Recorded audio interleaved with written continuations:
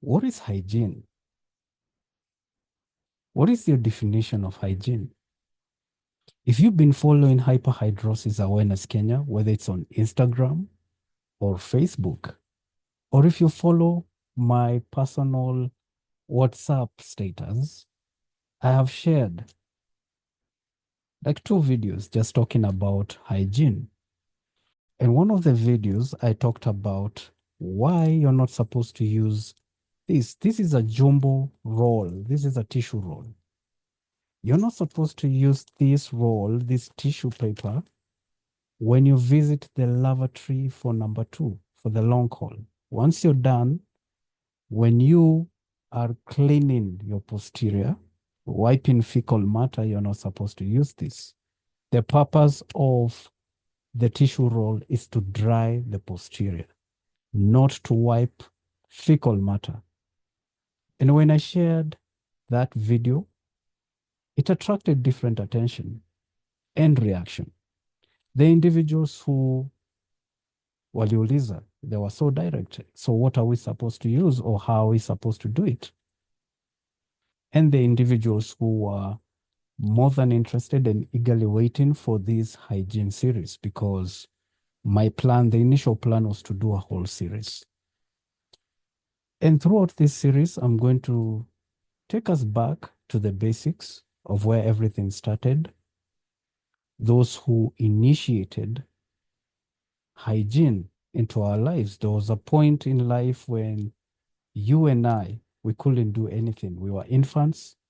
We would just cry, pee, and crap on ourselves. And there was someone who took care of us. And that is the person who introduced hygiene. And even as we grew up, those lessons were impacted to us, but not in the entirely, because again, it depends with their upbringing, and it depends with the geographical location, and also it depends with the different races. There's a lot to unpack when it comes to this great series of hygiene, and it's going to be very interesting. I want to approach it in a different way. I want to make it interesting because you're going to laugh here and there, and it's because I want you to get the message for you to understand. I will also focus on hygiene, mostly towards men, and hygiene also towards women. But when it comes to women, I think the best approach will be to talk to women. There are certain parts of the series which is going to be more of audio. So I'm going to do audio recordings with different women, because I'll want to get their take on what is hygiene, what is their definition of hygiene, and, to them, how best, or the best advice that they have out there for women, and maybe, not even maybe, oh, sorry for that. And with the series itself, some of the important aspects that I'm going to cover, if these are things which they are willing to incorporate, because trust me, there's some very important coping mechanisms which you can employ into your daily hygiene routine, and you'll be very surprised. Very, very surprised. But one thing for sure, one thing that I know for sure, kabisa, hygiene is not expensive. You just need to work with what you have and make the most of it. And without further ado, let us start the show.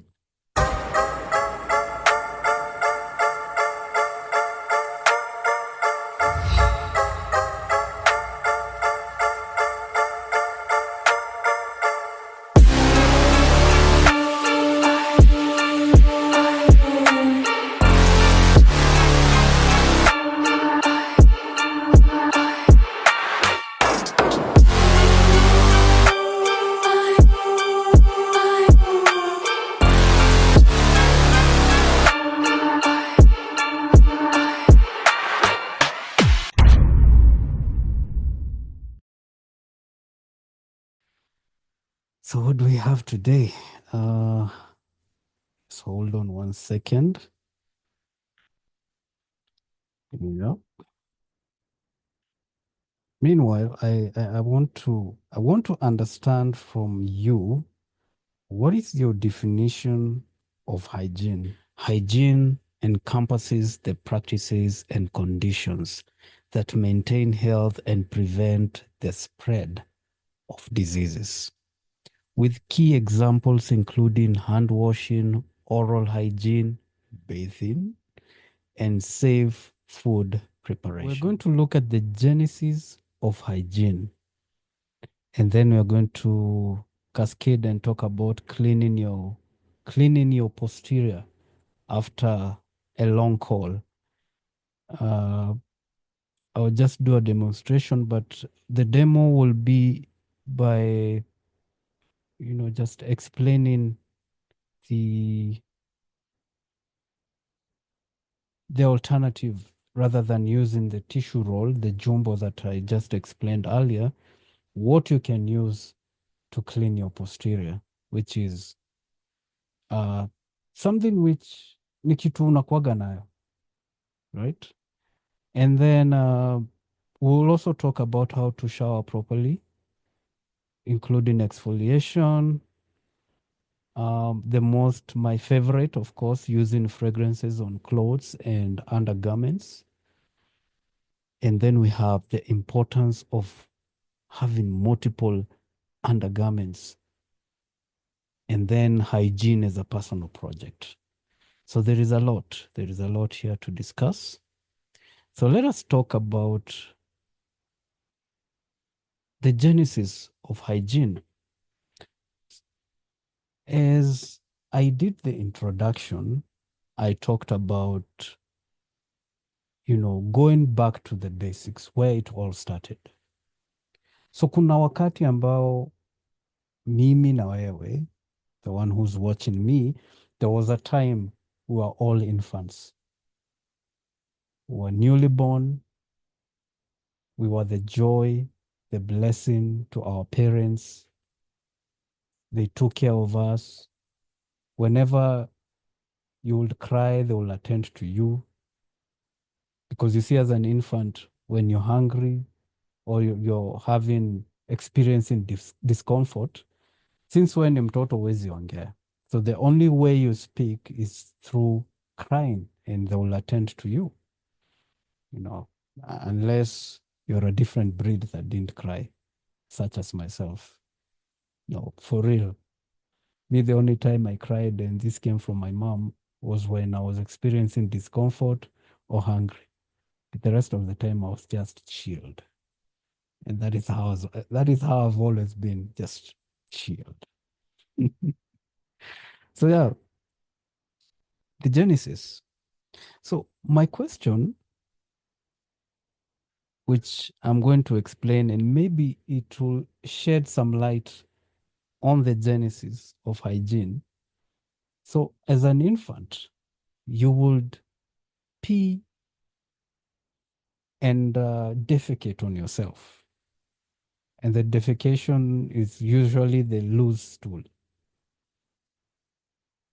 And it will make you uncomfortable as an infant. Or picture this, picture any baby. If you have been around an infant and they're crying and they have defecated on themselves or they have peed on themselves, it's very uncomfortable. So ni nini enye mzazi hufanya the moment mtoto amejikojolea ama amedefecate on themselves? Did your mom or any parent that you have around, when such happens, do they just take a tissue roll and then they just wipe the fecal matter na wanaacha hivyo? No. They all ensured that there is warm water, well reserved somewhere, because it can happen anytime. You can pee on yourself anytime or defecate on yourself anytime. So what they will do, they have an equivalent of a face towel, but not something that is very coarse.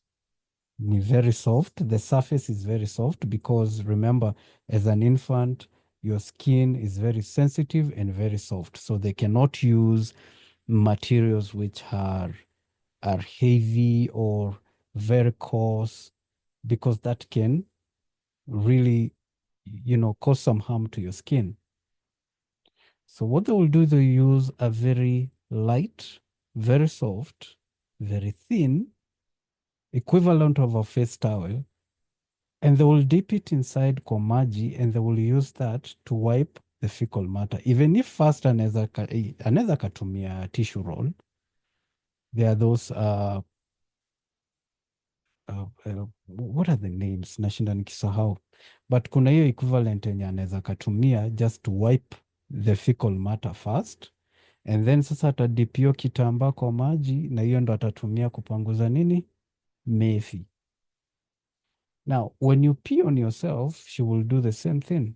She will wipe off the pee and she will ensure that she has moisturized the area to prevent hiyo reaction ya ammonia because mkojo ni ammonia and that tends to burn. Ikikaa sana kama mtoto hajabadilishwa, it can burn, can cause some laceration in those areas. But mzazi hakuwa na kupanguza peke yake.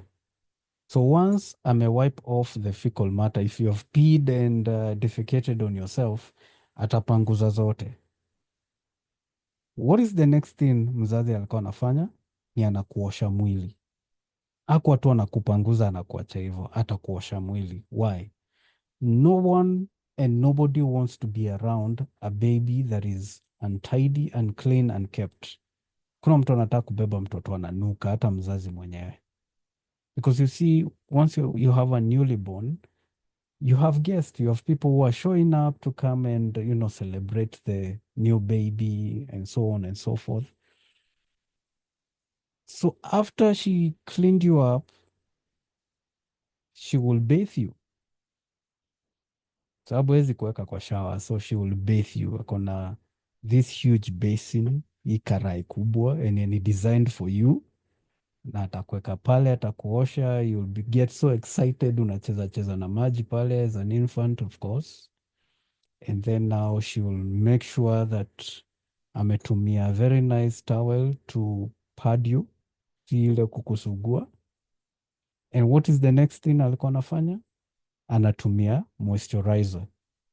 Your parent, mzazi, ana moisturize the baby from head to toe. Unapaka mafuta vizuri mwili mzima. I just want you to understand that whole process. Hakuwa tu anakupanguza alafu anakuacha. Atakupanguza, atakuosha na atakumoisturize.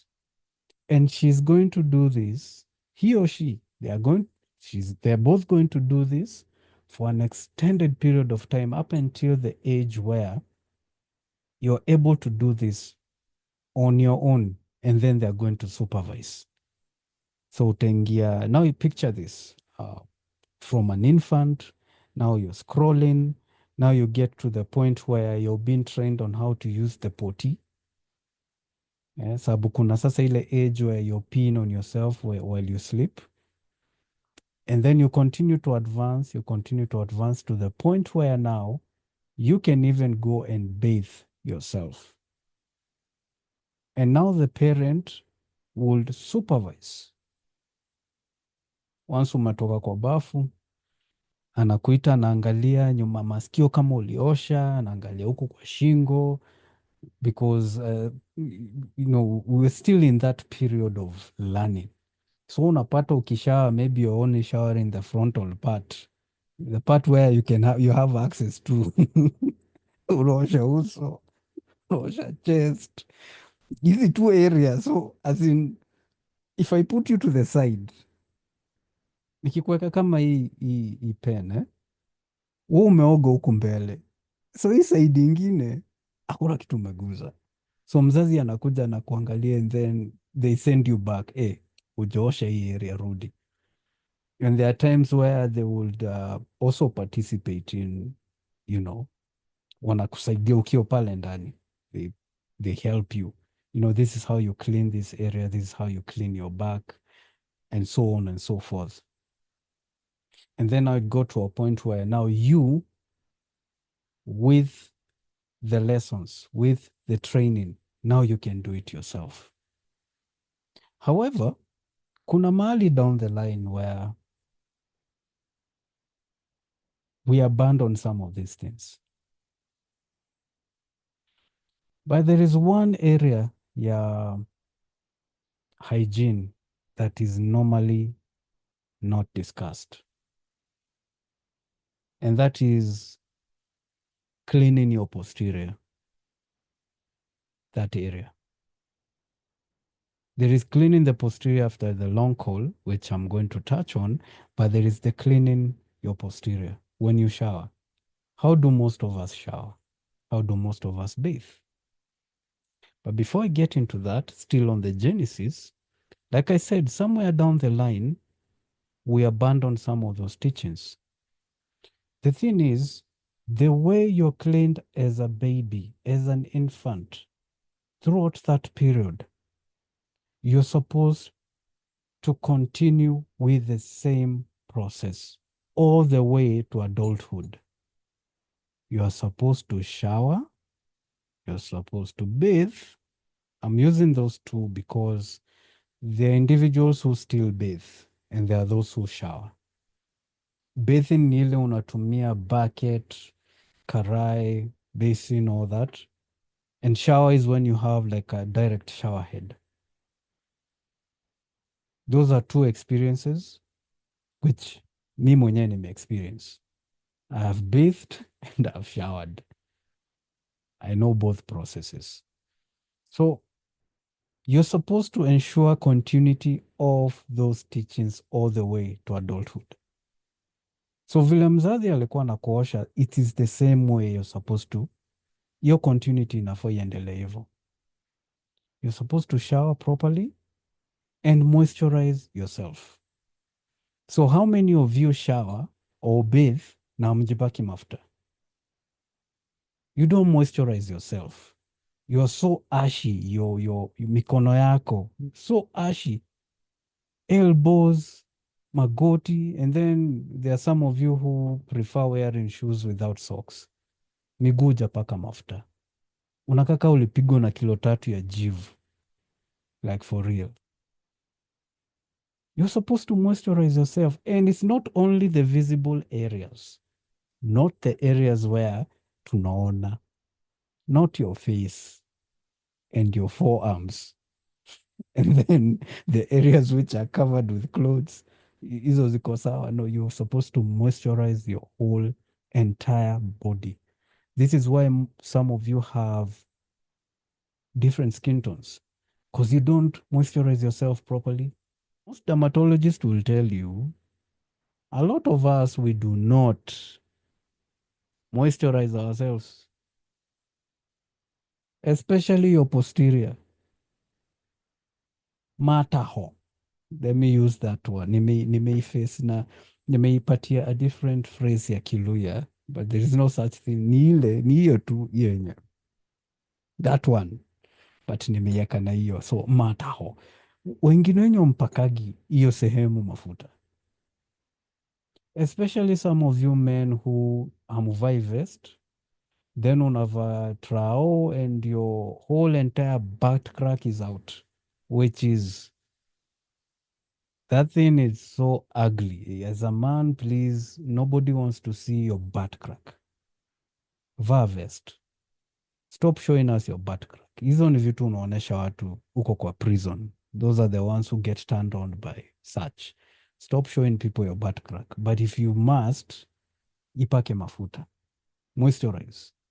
And this one didn't come from me, it came from a woman. There was a woman who told me when I was having these talks on hygiene, and I remember her telling me, you need to tell your species, your fellow men, that showing butt crack is not a good thing. Especially some of them, they don't even moisturize whatever they are trying to show. So mi nimefikisha message. Yeah, moisturize your whole entire body. It's important, not only the areas which are visible. It's very important. Moisturize and moisturize properly. And the whole purpose for this, because it's an introduction to hygiene. These were lessons. These were lessons. They were lessons for you to encompass as you continue with life, as you transition from a child to an adolescent, to a young adult, to a youth, all the way mpaka penye uko. But there are certain things that our parents did not teach us directly, but they did it when we were infants. And utakuja kuelewa now. As an infant, when you defecated on yourself, mzazi akutumia tu tishu na akakuacha hivyo. She made sure that she cleaned you up thoroughly to ensure that you don't have those fecal stains. When you peed on yourself, she cleaned you properly and ensured, and she even went a step further to moisturize your private area or the area where mostly unakuwaga umejikojolea to prevent that ammonia from causing a reaction to your skin. Ile unakaa umeungua. As you age as an adult, you gain weight. Kuna hizo areas ziko na skin fold. If you look huku kwa thighs zako, most of us we have black thighs. Why? Kuna hiyo friction iko hapo, and those areas they do sweat, especially if you're overweight. Now ninaona tunaanza kuelewana, but hiyo nimeenda sana huko, nindafika. But for now, I want to even take you way back. I want you to take you way back to your parents. Our parents, they were taught hygiene differently, but there are things which they were never taught. And this is why there are certain things they did not pass to us directly.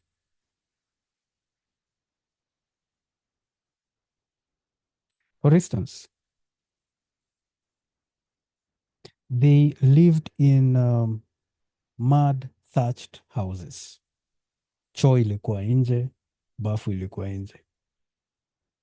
Fast forward, some of us right now, we live in very good apartments, very good houses. We have in-house showers. So most of us are not really bathing. Most of us are actually showering. However, kuna wale wenye they still bathe, especially if you live in a single room where hakuna shower, ni kuchemshe maji yako, uingie na basin and then you bathe. Right? For them it was different. Mud thatched houses, kushawa nje. And then now there is you. The teachings were different, but from how they took care of you as an infant, it was expected that you carry on with the same. The transition itself is where some information most of us truly drop. So to give it a deeper meaning, I'm going to talk about cleaning your posterior. Na saa hapo ndo tutaweza kuelewa from their time mpaka saa hii. How did they used to clean their posterior back in their days after a long call vis-a-vis how we are doing it today? If you have any question on the genesis, which I've tried to really simplify it, sikutaka kucomplicate. That's why nimetumia hiyo example of you being an infant, and I kept on repeating for a much better understanding. I hope that the message nimeidrive hapo hivyo. That way, as I continue to cascade to the other points, it will be easier for you to understand the whole process of hygiene and, how we should incorporate hygiene in our daily lives and that it should be a priority.